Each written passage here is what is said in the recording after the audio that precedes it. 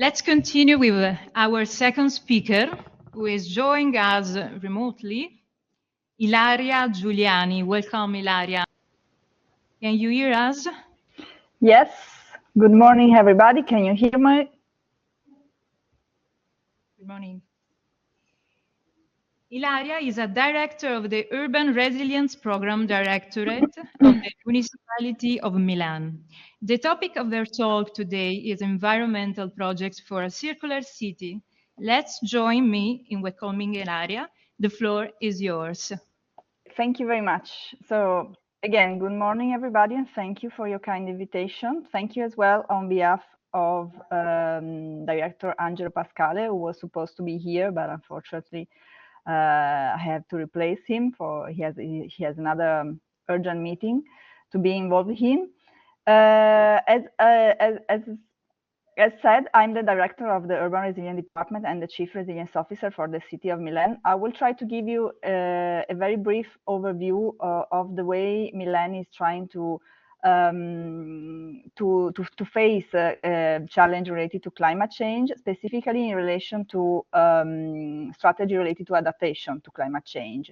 Let me very briefly introduce how the department is structured. As said, I'm part of the Urban Resilience Department, which is an area composing a bigger department, that is the Green and Environment Department. Director Pascale, he is the main director of the Green and Environment Department, and the Deputy Mayor is Elena Grandi. Together with the Urban Resilience Department, there is the Water Resource and Waste Management area, the Green area, and the Climate Energy area. So the City of Milan, back to a couple of years ago, decided to create this big department dedicated to, let's say, in a broad sense, the environmental transition. What we do at the Urban Resilience Department, the department has been created after the City of Milan joined the international network 100 Resilient City, that now changed its name into Resilient City Network. And we try to address challenges related to all the risks that can affect an urban environment. Of course, as we are part of the Green and Environment Department, we main focus on climate change, and we try to create climate risk awareness, so try to involve as well citizens into our initiative and into our strategies. We try to develop carbon neutral spatial transformation, so as well into the topic of mitigation and decarbonization, together with colleagues of the Urban Planning Department, sorry. And as said, we are very much into developing and implementing strategies and actions related to adaptation to climate change. How we do all that?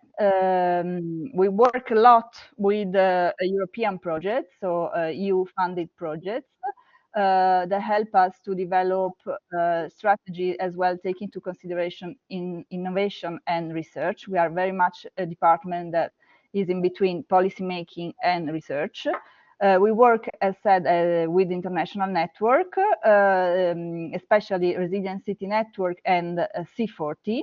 And of course, we try to contribute to very strategic documents of the municipality, so working a lot transversally with other departments of the city.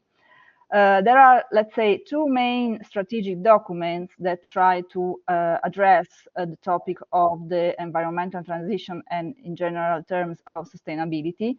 The first one is what we call the PGT, the Land Use Strategic Document, that is developed and implemented by our colleague of the Urban Planning Department. The city is now revising this document, but the one that has been approved back into 2020, if I'm not wrong, already included within the plan some strategies and action related to the goal of creating a more green, livable and resilient Milan.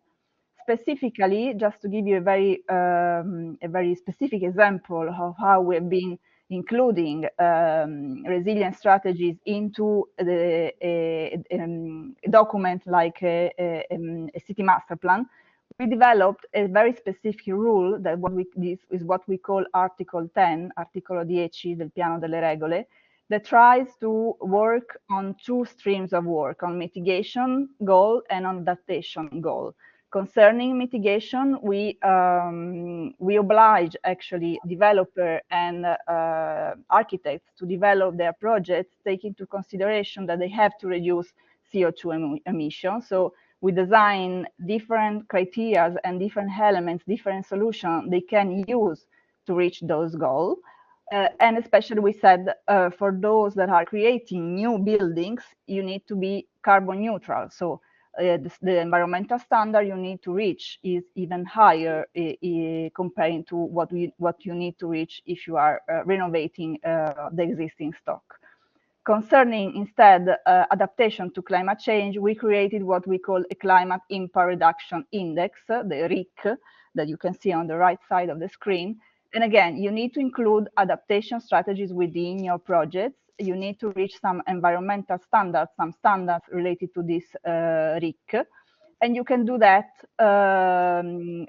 depaving the ground, including trees, including green roof or green facade. But this is a compulsory rule. So all the new projects that are out there, so that are developed by architects and developers, need to respect this Article 10. And it was just, yes, to give you a very concrete example of how we have been able to include the resilience framework, the sustainability framework, into a strategic document.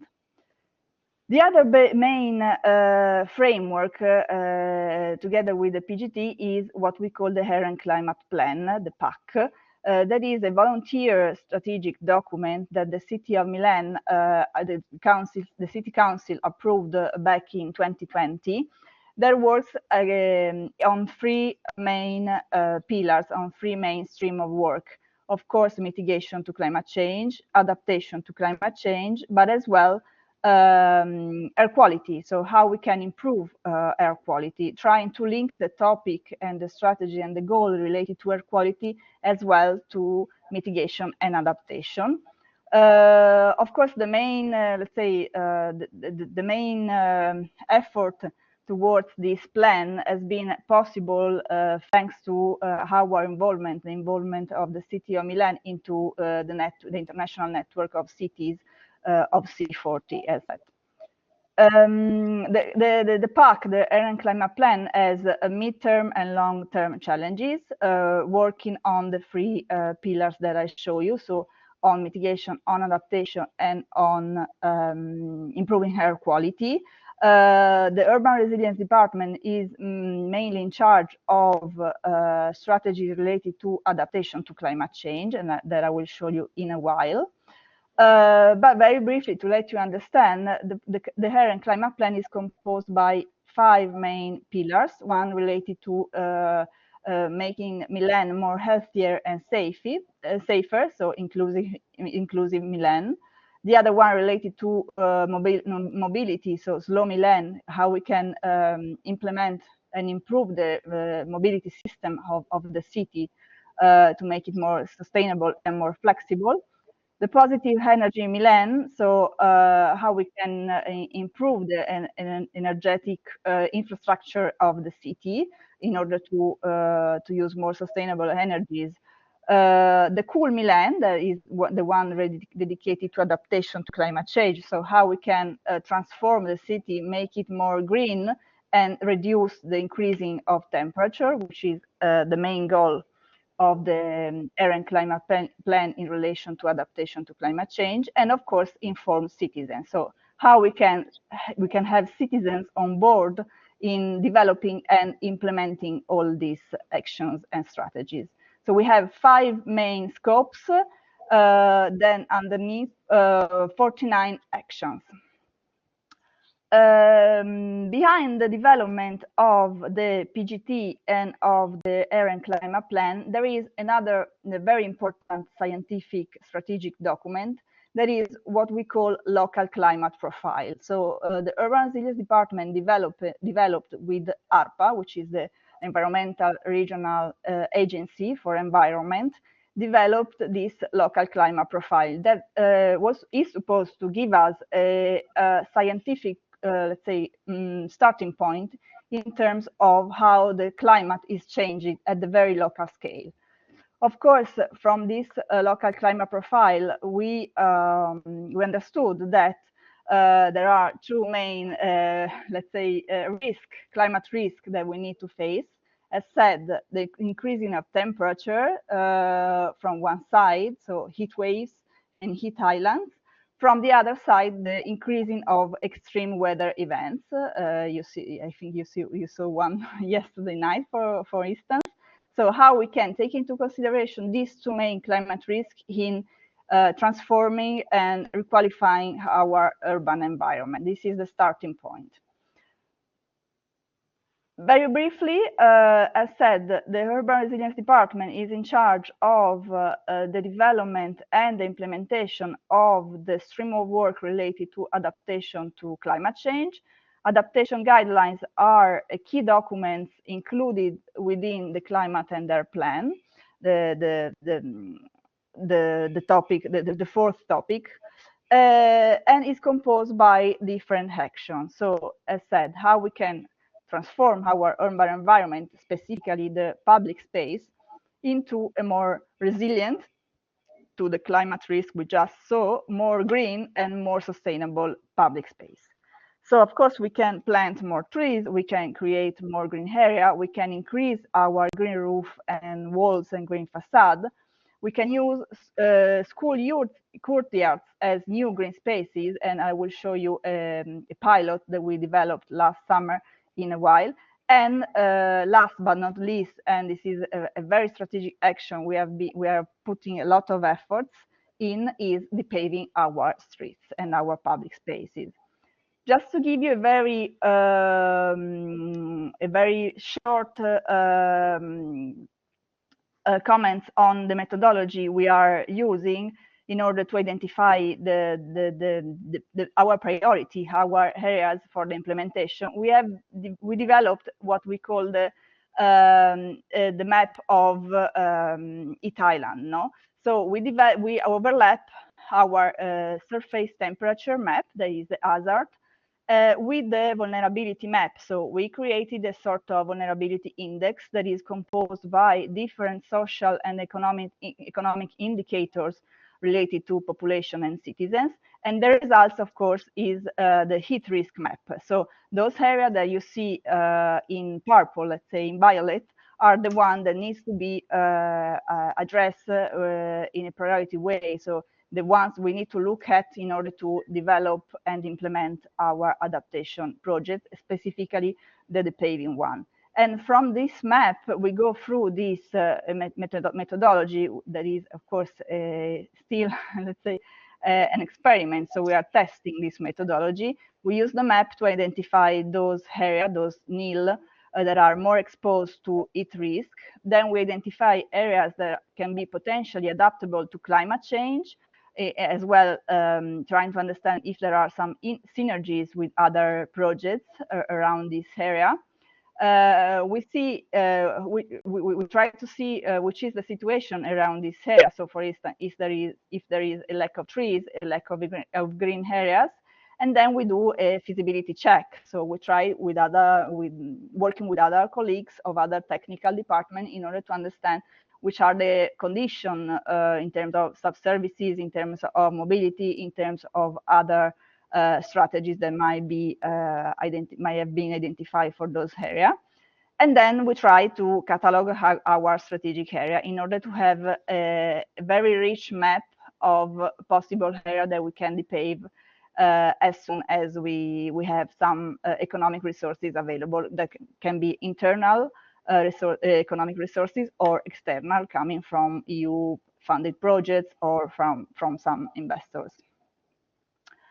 The last two things I want to show you are the School Oasis program. I mentioned the fact that as part of the adaptation to climate change strategies, there is an action specifically dedicated to school courtyards. What we want to do is try to replicate a very famous project the city of Paris has implemented in the last year. So we want to use school courtyards as green areas, open to citizens not only during school times, but as well in other hours, in other days. Of course, we are talking about summers when schools are mainly closed. So what we did last summer, and we're gonna do it again this summer with the pilot project in Crescenzago that has been possible thanks to C40, the private funder. We selected an area where the heat risk was very relevant. Heat risk, sorry, was very relevant, and we looked at schools in order to understand which school already have some, let's say, green courtyard.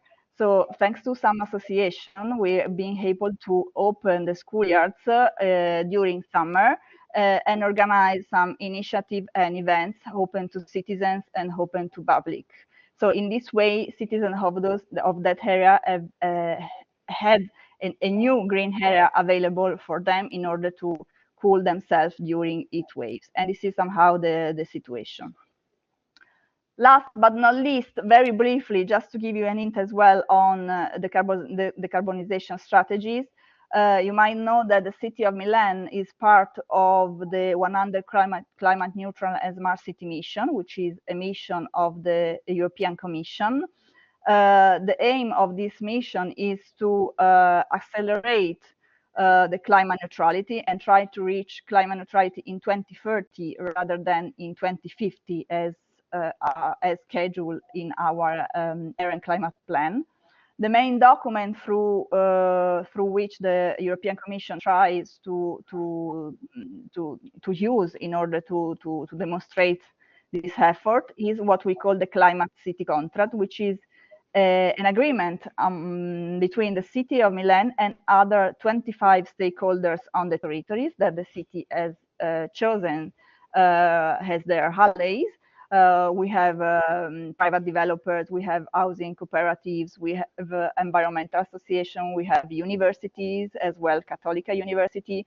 They are all on board with us in order to demonstrate how we can build a strategic alliance to go towards the goal of climate neutrality. We have been mapping 157 actions for a total of 6 billion euros investments, as said, of the city of Milan and as well of all these 25 stakeholders. And we have been delivering this climate city contract to the European Commission that approved the document. And now will help us to find resources that we need to go on this path and to accelerate even more the goal of climate neutrality in 2030. That's it from my side, and thank you again for the invitation.